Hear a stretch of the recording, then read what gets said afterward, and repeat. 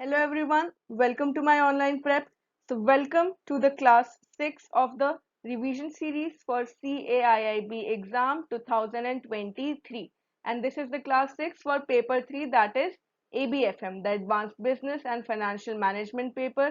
And we are discussing the chapter 6 from module A, that is controlling. This is the last chapter from module A. हम लोग ने already बाकी सारे chapters जो इसके पहले थे मॉड्यूल ए के उसको कंप्लीट कर लिया है. All those videos have been uploaded on the YouTube channel of my online prep.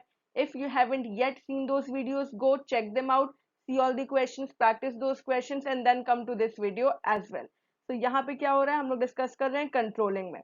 तो ये आप ऑलरेडी चैप्टर पढ़ चुके होंगे. अब जरूरी क्या है, जो भी टाइम बचा, धीरे धीरे एग्जाम की डेट पास आ रही है, तो आपके लिए क्या जरूरी है, रिविजन. और रिवीजन की बेस्ट स्ट्रैटेजी हम शुरू से कहते जा रहे हैं, इट इज थ्रू एमसीक्यूज. जितने ज्यादा एमसीक्यूज आप सॉल्व करोगे उतना बेटर आपका रिवीजन होगा. तो MCQs, mock test and short videos, यही सारे आपकी स्ट्रैटेजी के मेन गोल्स होने चाहिए. तो कंट्रोलिंग में हम लोग क्या पढ़ने वाले हैं, controlling, basics of controlling, characteristics of controlling, advantages of controlling, limitations. Now types of control management, ये एक बहुत important topic है. Then the control process, what is the relationship between planning and control, what control techniques are used, and control technique and information technology. Information technology हमको हर एक aspect में जरूरी है, तो वो हर एक चैप्टर में हर एक टॉपिक के लिए इंपॉर्टेंट हो जाए. जहां पे भी इंफॉर्मेशन टेक्नोलॉजी है उसको ध्यान से रिवाइज करना जरूरी है. तो हम लोग क्या करेंगे, हम लोग फिर से जो नया पैटर्न है, we'll follow that pattern, we'll solve some questions that are related to the most crucial topics, that are the most probable questions from your exam point of view. So let us start with our first question from today's session. All right, so the first question for today's session is, what is the role of controlling within the management process? Here we are given certain statements. We need to read these statements and then select the most appropriate answer from these options. So let us have a look on the statements first. First statement says it is the initial step in planning. Second, it is mostly focused on staffing and recruitment. Third, it ensures activities within an organization are carried out as per the plans. Fourth, it is all about communicating with the team members. तो अगर हम लोग controlling की definition देखें, तो controlling की definition में क्या होता है, it is managing that the goals that are set और the activities that are plan they are going according to the set planning. मतलब जो प्रोसेस हमने सोच के चला था प्लानिंग के अंदर, जो हम लोग ने जो भी प्रोसेस डिसाइड किया, हम एक्चुअली उसी डायरेक्शन में मूव कर रहे हैं. तो दैट इज कंट्रोलिंग. तो उसके अकॉर्डिंग हम लोग को क्या मिलता है, it is the initial step in planning. नहीं, initial step in planning controlling नहीं होता, it comes in the later steps of management. Then it is mainly focused on staffing and recruitment. Staffing and recruitment का तो staffing process ही है, staffing which is again a part of management. It ensures activities within an organization are carried out as per the plans. जो set standards हैं, objectives हैं, उसके according ही हम लोग की एक्टिविटीज सारी कैरी ऑन हो रही हैं. This comes under controlling. Then it is all about communicating with team members, ये भी इसके अंदर नहीं आता है. So only three, that is only three. Three is the only correct statement regarding controlling. तो कंट्रोलिंग बेसिकली किसके लिए बेनिफिशियल होता है, is beneficial for the accomplishment of the set objectives. जो ऑर्गेनाइजेशनल गोल्स हैं उसको अकम्प्लिश करने में कंट्रोल हमें हेल्प करता है. जो भी प्रोसीजर्स होते हैं, it makes the most efficient use of the resources. The most efficient use of the resources is done. Then application of the standards, the standards that are set, so the controlling judges, they ensure that these standards are actually met while we are performing the various activities. Discipline, this is very important.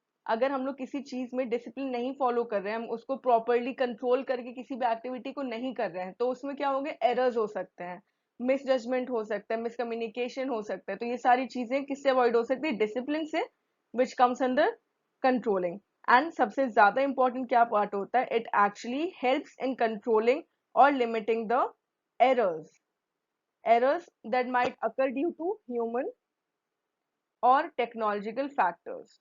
तो control में errors को reduce किया जाता है. So this is the role of controlling, that is it ensures activities within an organization are carried out as per plan. So only three, the third statement will be right and others are not right. So C is the right answer. Okay, next. Okay, so the question is, what is the first step in the control process? अब इस question को answer करने के लिए हमको पूरा control process पता होना चाहिए, स्टेप बाय स्टेप फॉर्मेट में। एक फॉर्मेट होता है जो कि मोस्टली कॉमन होता है हर एक ऑर्गेनाइजेशन के लिए। तो ये फॉर्मेट क्या है, हम तभी आंसर कर पाएंगे इस क्वेश्चन को। So let us see the statements. First, taking corrective actions. Second, comparing performance with goals. Third, establishing goals and standards. Fourth, assessing the companies reputation. तो सबसे पहले अगर हमको कुछ भी कंट्रोल करना है तो हमें पता होना चाहिए कि हमारे गोल्स और स्टैंडर्ड्स क्या है। So first step will be establishing the goals and standards, that is third is given in B option only 3 is correct। First step होता है गोल्स एंड स्टैंडर्ड, जो ऑर्गेनाइजेशनल गोल्स हैं, क्या क्या स्टैंडर्ड्स हैं, क्या हम लोग एक्चुअली अपने गोल्स को किस तरीके से अचीव करना चाहते हैं, तो वो क्या होते हैं हमारे goals and standards. Now it is important to communicate. It is the responsibility of the managers to communicate all these goals and standards with all the members of the organization so they can move forward with their working procedure। Next step क्या होता है, next step is comparing performance with the goals. अब जब हम लोगों ने goals establish कर दिए हैं, हम उसको प्रोसेस को स्टार्ट कर रहे हैं, तो हम अपनी परफॉर्मेंस को, एक्चुअल परफॉर्मेंस को, जो एक्चुअल परफॉर्मेंस होती है उसको कंपेयर करते हैं हमारी एक्सपेक्टेड परफॉर्मेंस से। एक्सपेक्टेड या फिर गोल्स, अगर ये इक्वल है तब तो ठीक है, इसका मतलब हम अपने गोल्स की तरफ सही डायरेक्शन में जा रहे हैं। अगर सही डायरेक्शन में नहीं जाते तो आता है third step, that is taking corrective action. जहां पे भी अगर हम लोग की जो एक्चुअल परफॉर्मेंस है it is less than the goals, तो हम लोग को क्या करेक्टिव एक्शन लेने की जरूरत है, ताकि हम लोग अपने डायरेक्शन को और ज्यादा इंप्रूव कर सके, हम लोग अपनी परफॉर्मेंस को बेटर कर सके।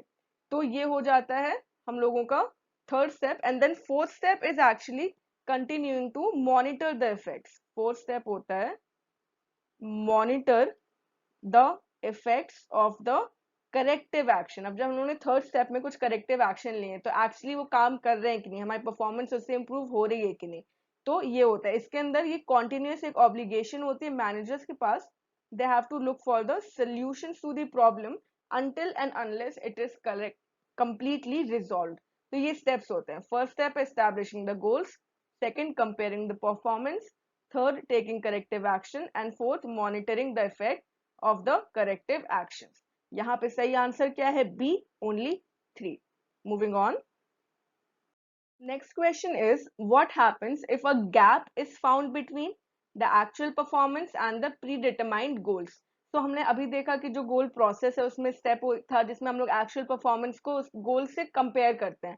यहाँ पे अगर एक्चुअल परफॉर्मेंस गोल्स के इक्वल नहीं है, मतलब कुछ गैप है, और we can say the actual performance is actually less than the predetermined goals, then क्या किया जाता है, we saw the steps. Statements देखते हैं, managers ignore the gap, managers take immediate corrective action, managers change the predetermined goals, और managers stop the control process. तो यहाँ पे क्या होगा, taking corrective actions. Second, managers take corrective action. So only two. This is C. Only two is correct।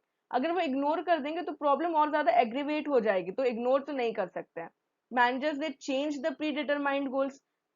Pre determined goals को change करना सही नहीं होगा, ये कोई अगर बहुत मेजर कोई इशू होता है तब हो सकता है, but actually we need to first see whether or not we can improve our performance so that we can achieve our goals। तो प्री डिटरमाइंड गोल्स को चेंज करना ये ऑप्शन नहीं होता। Managers stop the control process, ये भी नहीं होता। कंट्रोल प्रोसेस को और ज्यादा इंप्रूव करने के लिए मैनेजर्स कोशिश करते हैं। सो this is the third step, that is taking the corrective action और मेकिंग द नेसेसरी करेक्शन।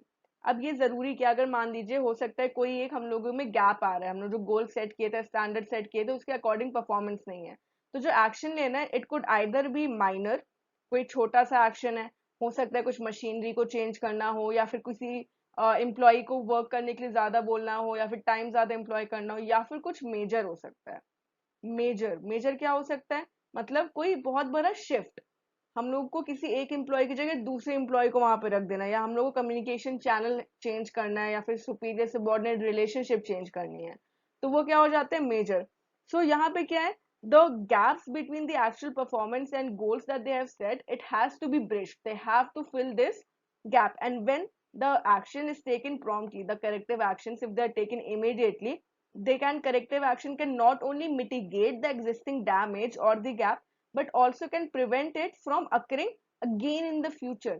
तो ये एक तो मिटिगेट तो करता ही है, मतलब करेक्टिव एक्शन लेना जरूरी है क्योंकि अभी प्रॉब्लम को सॉल्व कर रहा है, फ्यूचर में भी वो प्रॉब्लम अवॉइड की जा सकती है। तो फ्यूचर में वो प्रॉब्लम अवॉइड ना, मतलब फिर से ना आए, वो अवॉइड हो जाए, इसके लिए भी हम लोग एक्शन ले सकते हैं यहीं के यहीं। So managers are responsible for figuring out how a severe issue which is coming or it is happening, how we can come up with a plan to quantify it and then resolve it. तो ये होता है whenever a gap is found, then the managers they take immediate action for correcting that problem. So the correct answer is C, only 2. Next, the question is, which of the following statements about the relationship between planning and controlling is false? Planning और controlling ये दो parts होते हैं. पहले planning क्या होता है? Planning होता है when we make plans, we decide the goals, the processes that the organization will indulge into, and controlling is actually managing or monitoring that those goals are achieved or those processes are taking place in the right direction. तो इन दोनों के बीच में क्या relation होता है? Statements are planning without control is often pointless as it does not ensure the execution of plans. तो ये तो सही है, मतलब कि अगर हम लोग केवल प्लान कर लेते हैं और उसको जब एग्जीक्यूट कर रहे हैं वहां पे कंट्रोल नहीं कर रहे हैं, हम लोग रैंडम वे में उसको चलने दे रहे हैं, तो वो पॉइंटलेस होगा, मतलब ये कंप्लीटली हमारे प्लान्स को सक्सेसफुल नहीं करता है। सो ये यहाँ पे पूछा क्या गया, यहाँ पे फॉल्स पूछा गया है, तो जरूरी है कि हम केवल जो गलत स्टेटमेंट है उसको मार्क करें, तो इसको छोड़ देंगे। Then control can not be exercise without prior planning. अब अगर हमने प्लान नहीं किया है कुछ भी, तो हम कंट्रोल किसको करेंगे, हमें पता ही नहीं है कि what control processes we have to apply, तो इसको भी हम हटा देंगे। The controlling process does not contribute to the planning process, ये नहीं होगा, मतलब अगर हम लोग प्लानिंग कर रहे हैं तो कंट्रोल एक सिग्निफिकेंट पार्ट उसमें प्ले करता है, तो ये क्या होगा, this is false. Then the act of controlling draws attention to the parts of the process that require planning, ये किस में आता है, ये कंट्रोल के अंदर टेकिंग करेक्टिव एक्शन में आता है, करेक्टिव एक्शन या फिर कंपैरिजन, जो हम लोग कंपैरिजन करते हैं हम लोग का जो एक्चुअल परफॉर्मेंस और गोल्स में। तो यहाँ पे ये भी सही है, गलत क्या है, 3, that is B, only 3 is the wrong statement, ये false है। There is definitely a strong relationship between planning and controlling, both of them, we can say these are the two pillars of management, these are the two pillars of management and they cannot be separated। मतलब कि management function ये इंटरसेक्टली ये related है to one another, they depend on one another, control as well as planning. So ये intertwined है, mutually reliant है।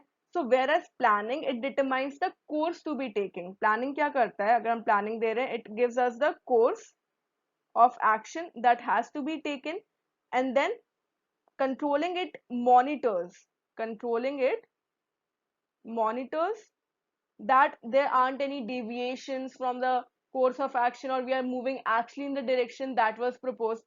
तो ये दोनों साथ में चलते हैं। We can say some points are there that will show us the relationship between planning and control।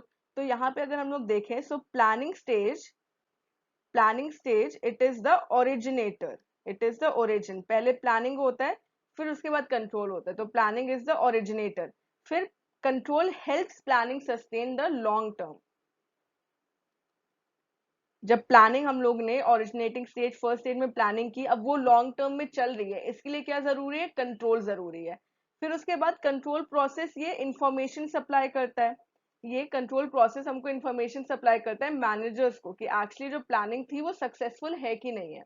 फिर उसके बाद ये इंटरकनेक्टेड है बहुत तरीके से, अगर परफॉर्मेंस का स्टैंडर्ड कम होगा ये हम कंट्रोल से पता करते हैं, फिर प्लानिंग में कुछ कुछ चेंजेस करते हैं, तो इन दोनों फंक्शंस को प्रॉपरली मेंटेन करना साथ में जरूरी होता है। And then both of these, that is planning as well as control, they are forward looking or future looking, they are future looking। so दोनों के बीच में एक significant relationship है, these are mutually dependent and they cannot be separated।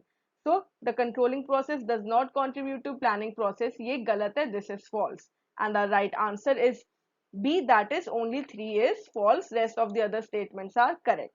okay, moving on, the question says, what are the two broad categories under which the techniques of controlling falls?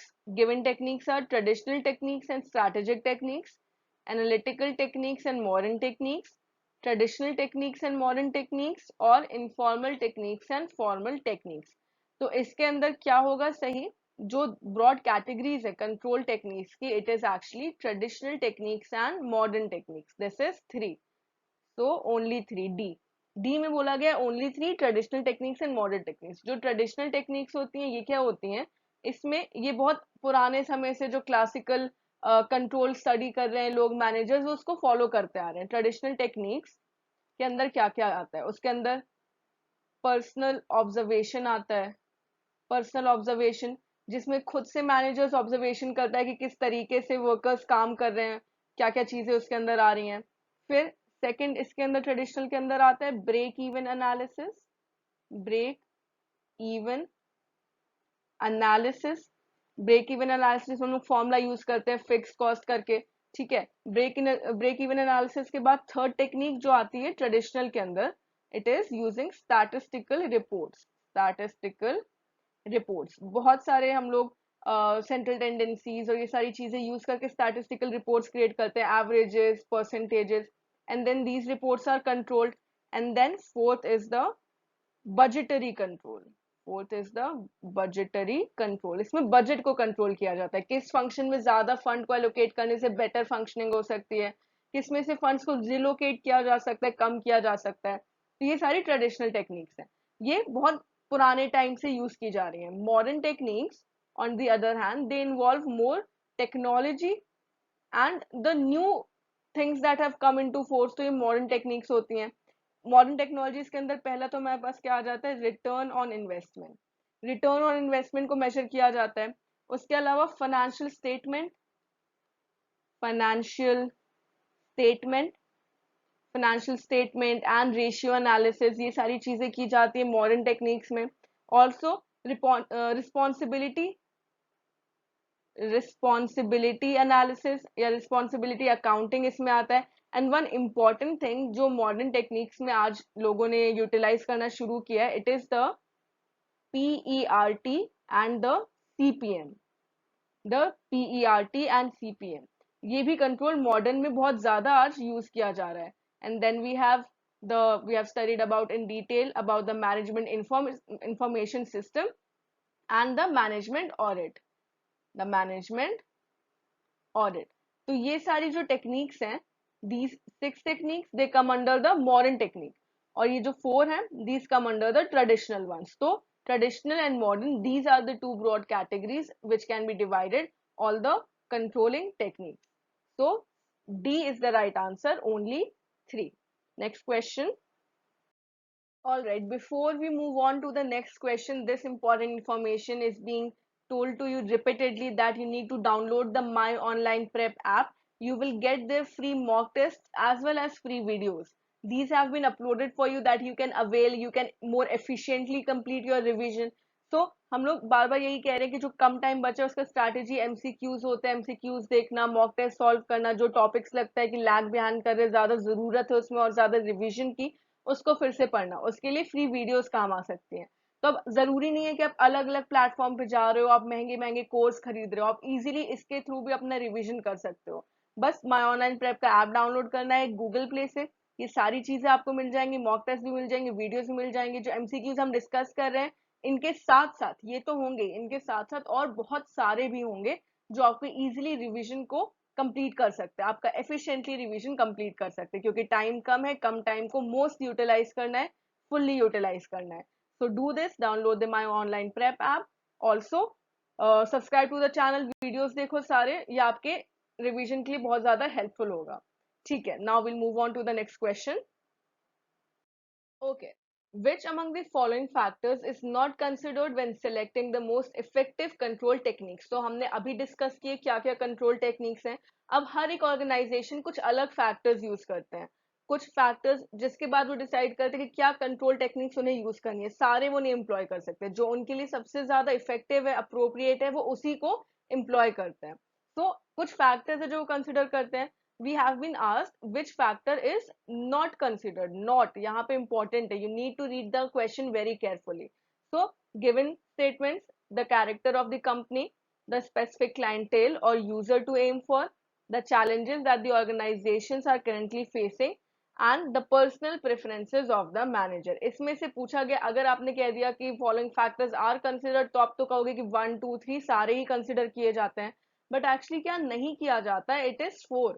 The personal preferences of the manager नहीं, यहाँ पे organizational goals के हिसाब से फिर technique choose की जाती है. So only 4, that is B.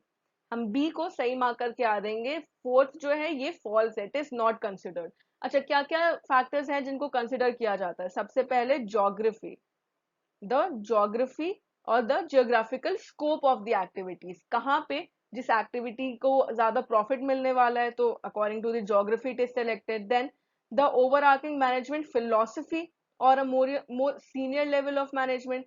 जो सीनियर मैनेजमेंट है वो क्या फिलोसफी रखता है? What is the philosophy that is followed by the senior management? Philosophy. Then उसके बाद क्या आता है? गोल क्या है? What is the goal of control, मतलब जो प्राइमरी एरिया है कंट्रोल का या कंसंट्रेशन का, वो क्या है? उस गोल के अकॉर्डिंग फिर टेक्निक ली जाती है. देन उसके बाद accessibility, accessibility of the methods and their ability to meet the requirements. क्या हमारे पास उतना स्टाफ है, वो एबिलिटी है कि वो मॉडर्न टेक्निक्स को यूज कर सके, या फिर हम लोग को अपने एक्सपीरियंस को यूज करते हुए जो ट्रेडिशनल टेक्निक्स है उनको अडॉप्ट करना चाहिए. उसके बाद क्या होता है? कॉस्ट. कॉस्ट बहुत जरूरी है, हमारे पास इतना इनफ फंड्स हैं जो हम लोग किसी टेक्निक को अडॉप्ट कर सके. So cost is important. Then the patterns that are seen in the industry, बाकी सारी कंपनीज क्या पैटर्न फॉलो कर रही हैं, वो क्या टेक्निक्स यूज कर रहे हैं. So pattern is important. After that the necessary personnel, मतलब स्टाफ. उस प्रोसीजर को अगर हम लोग स्टैटिस्टिकल रिपोर्ट्स यूज कर रहे हैं तो हम लोगों को एक्सपर्ट्स चाहिए होंगे जो स्टैटिस्टिक्स जानते होंगे, तभी वो रिपोर्ट्स क्रिएट कर पाएंगे, कंपेयर कर पाएंगे. तो staff is necessary. Then the amount of time. Time भी बहुत जरूरी है. क्या जो एक्चुअली स्टाफ इनके पास इतना टाइम है, या फिर क्या हमारे पास इतना टाइम है, कोई प्रॉब्लम है उसको हम इतना रोक सकते हैं कि हम किसी टेक्निक को यूज कर सके. जैसे पर्सनल ऑब्जर्वेशन, इसमें ज्यादा टाइम लगता है, तो वो एम्प्लॉय करने के लिए हमारे पास इनफ टाइम है या हमें इमीडिएटली करेक्टिव एक्शन लेना है. And then finally the dependability of the findings, the dependability of the findings that were acquired. तो ये सारे फैक्टर्स है जिनको कंसिडर किया जाता है. इसमें से personal preferences of the manager को इंक्लूड नहीं किया गया है. सो fourth is not considered and B, that is only 4, is the right answer for our question. Next. Okay, the question is what is the formula for calculating the break even point? तो break even point हमने देखा ये एक traditional technique है, traditional control technique. तो उसका break even point का formula क्या होता है? We are given 4 formulas.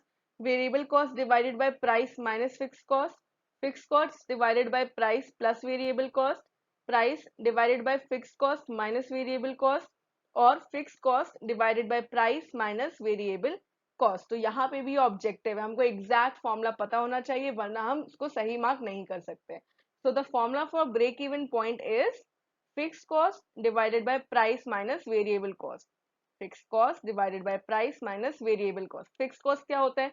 जो फिक्स्ड रहता है, मतलब कि let's say land short term में फिक्स रहता है, हम उसको इंक्रीज नहीं कर सकते, तो उस पर जो भी कॉस्ट होगा ये टोटल रहेगा, चाहे कितना, मतलब फिक्स रहेगा चाहे कितना भी प्रोडक्शन हो. Then there is price and variable cost, जिसको चेंज कर सकते हैं. लेट्स से लेबर, लेबर को हम शॉर्ट टर्म में भी इंक्रीज या डिक्रीज कर सकते हैं according to our production needs. तो ये ब्रेक इवन पॉइंट होता है. ये जो कंट्रोल मेथड होता है, it actually illustrates the relationship between the cost and the volume, the cost and the value volume at the various levels of production of output. तो कितना कॉस्ट आ रहा है, कितना प्रोडक्शन हो रहा है, इसका रिलेशनशिप बताता है. so the cost, volume and the profit analysis, this is also known as the cost, volume and profit analysis. ये ब्रेक इवन पॉइंट का एक दूसरा नाम होता है. ये फोकास्ट करता है कि जो प्रॉफिट है, लॉस है, वो क्या होने वाला है. अगर हम लोग अपने आउटपुट को चेंज कर रहे हैं उसकी वजह से हमको कितना प्रॉफिट हो सकता है या कितना लॉस हो सकता है. So this is the break even point. इसके अंदर इवेल्युएशन किस पे बेस्ड होता है? पहला तो ब्रेक इवन पॉइंट होता है, उसके अलावा what is the angle of incidence, what is the contribution margin as well as the margin of safety. तो इसमें हम लोग क्या क्या कंसिडर करते हैं? द ब्रेक इवन पॉइंट, इसके अलावा angle of incidence it is considered, then the contribution margin is considered as well as the margin of safety is taken into consideration. तो ये होता है break even point which is a traditional method and यहाँ पे only 4, that is C. This is the right formula for the break even point calculation. So C is the right answer. Next question. It says which of the following is not evaluated under the break even analysis technique. So हमने अभी देखा कि हम लोग break even analysis के अंदर क्या क्या चीजें हैं उस टेक्निक के अंदर जिसको हम एनालाइज करते हैं. So we are given statements break even point, angle of incidence, contribution margin and product quality. तो हमने क्या क्या देखा था. break even point ये था, angle of incidence भी था, contribution margin भी था, fourth क्या था, it was the margin of safety और the सेफ्टी मार्जिन. तो प्रोडक्ट क्वालिटी इसके अंदर नहीं होती है. Only four is not considered. अब यहाँ पे फिर से पूछा गया नॉट इवेलुएटेड, तो यहाँ पे भी हमको देखना है नेगेटिव क्या है. सो फोर को इंक्लूड नहीं किया जाता है, तो डी हमारा सही आंसर हो गया. All the other three are evaluated under the break even technique. Okay, next. Next question is what is the correct formula for calculating the return on investment, ROI. ये किसके अंदर आता है, ये मॉडर्न टेक्निक्स में आता है, मॉडर्न टेक्निक्स ऑफ कंट्रोल. तो ROI का फॉर्मूला क्या होता है, given are net income divided by total investment और net income divided by sales multiplied by sales into divided by total investment, then sales divided by net income और total investment divided by net income. तो यहाँ पे भी हमको exact formula पता होना चाहिए, हम तभी सही आंसर मार्क कर सकते हैं. एक्चुअली जो फॉर्मूला होता है it is rate of investment is equal to net income divided by sales multiplied by sales divided by the total investment. So net income by sales into sales by total investment, ये formula होता है return on investment का. So the return of investment it refers to the profit that is made from the capital that has been invested. अगर हम लोग को ज्यादा financial control चाहिए कंपनी में, तब हम लोग रिटर्न ऑफ इन्वेस्टमेंट को एनालाइज करते हैं. And here the DuPont method of financial analysis, that is another name, that is the do point method of financial analysis. It is another name of the return of investment. तो इस तरीके से calculate किया जाता है. तो यहाँ पे हम लोग इस मेथड के अकॉर्डिंग दो तरीके हैं जिससे कि ये एनालाइज कर सकते हैं, या फिर we can increase our return on investment. First is by increasing the volume of the sales, the volume of sales in such a manner that it is proportionally greater than the overall investment. अगर हम लोग का sales investment से ज़्यादा होगा तब return on investment increase हो सकता है. And second is by lowering the investment. lowering the investment मतलब कि अगर हम लोग sales को increase नहीं कर सकते हैं तो हम investment कम कर देते हैं ताकि वो सेल्स के इक्वल हो जाए. सो ये दोनों टेक्निक्स होते हैं जिसके हम लोग रिटर्न टू इन्वेस्टमेंट को इंक्रीज कर सकते हैं. So the right formula here is second only two, it is B, net income by sales into sales by total investment. This is the right formula for return on investment. Okay, next says what does the DuPont method of financial analysis help to evaluate. तो हमने अभी देखा DuPont method it is same as the return on investment. Same method है, उसके दो नाम है, return on investment या DuPont मेथड. तो इसमें एक्चुअली ये हमको क्या एनालाइज करने में हेल्प करता है. हम क्या कर रहे थे, हम प्रॉफिट को कंपेयर कर रहे थे with the capital that we have invested. So इसके अकॉर्डिंग अब स्टेटमेंट्स देखते हैं. The company's market reputation, the companies current financial situation, the company's employee morale, the company's future planning. तो इसमें से हम लोग को क्या क्या हेल्प मिलती है इवेलुएट करने में. Actually we evaluate the companies current financial situation, that is only two is given in option B. तो हम लोग क्या कर रहे हैं, यहाँ पे हम लोग फाइनेंशियल एनालिसिस कर रहे हैं. वी आर कंपेयरिंग और making the comparison between the differences and the similarities in terms of wealth. तो हमको ये वेल्थ में जो भी डिफरेंसेस है, सिमिलैरिटीज हैं, उसको कंपेयर करने में हेल्प करता है. मतलब एक टाइम पीरियड से दूसरे टाइम पीरियड में एरा 1 एंड एरा 2 में हम कंपेयर कर सकते हैं प्रॉफिट इंक्रीज हुआ या लॉस हुआ.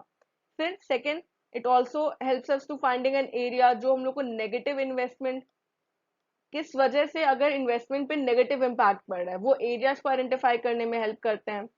Then also attracting the investors, attracting investors to put in their capital into the company, and then attracting investors also to enhance the company's reputation. Company की reputation को enhance करते हैं. जब ज्यादा investors आएंगे तो कंपनी की रेपुटेशन डेफिनेटली इनहांस होती है. And fourth, comparison among departments. जिस डिपार्टमेंट में जितना कैपिटल पुट इन किया गया, इन्वेस्टमेंट किया, उतना रिटर्न आ रहा है कि नहीं आ रहा, ये सारी चीजें हम लोग को डू पॉइंट में मिलती हैं. मार्केट रेपुटेशन नहीं बताता, कंपनी का एम्प्लॉय मोराल को इवेल्युएट करने में नहीं हेल्प करता, और फ्यूचर प्लानिंग में भी नहीं हेल्प करता। ये करंट फाइनेंशियल सिचुएशन को इवेलुएट करने में हेल्प करता है, द डू पॉइंट मेथड और the return on investment. So this is the right answer, that is B, only 2. Okay, so that's all for today. We have discussed the important questions from the chapter 6, that is controlling. And इतने question solve करने के बाद आपको एक idea मिल गया होगा, आप analyse कर सकते हो कि आपके स्ट्रॉन्ग पॉइंट्स क्या हैं और आपके वीक पॉइंट्स क्या हैं। अकॉर्डिंगली जो आपके वीक पॉइंट्स है, जो भी क्वेश्चंस आपके गलत हुए या फिर आप श्योर शॉट नहीं थे कि मतलब क्या आंसर होना चाहिए, आपको सोचना पड़ रहा था, तो उसके लिए आप क्या कर सकते हो, आप उन टॉपिक्स को फिर से रिवाइज कर सकते हो। यही फायदा होता है ज्यादा से ज्यादा एमसीक्यूज का, क्वेश्चंस को सॉल्व करने का, giving more and more mock test. You will get the idea in which topics you need more revision. So what we could do is you can download the My Online Prep app, वहां से जाके ऐसे ही और बहुत सारे questions है, mock test है जिनको आप सॉल्व कर सकते हो, फ्री वीडियोस है उनको देख सकते हो ताकि आपका रिवीजन कंप्लीट हो जाए। So do this because it is very important for your revision. Also if you haven't yet subscribe to the YouTube channel, please do, because ये सारे जो भी वीडियोस है ये डेली बेसिस पे आपके रिवीजन के लिए अपलोड किए जा रहे हैं। इसकी वजह से आपका रिवीजन टाइमली इफिशिएंटली कंप्लीट हो जाएगा। Subscribe to the channel, like the video, comment down below more topics that you would like us to cover, and then we'll meet again in the next video or the next session of this revision series. Till then, keep learning with us. All the best. Thank you.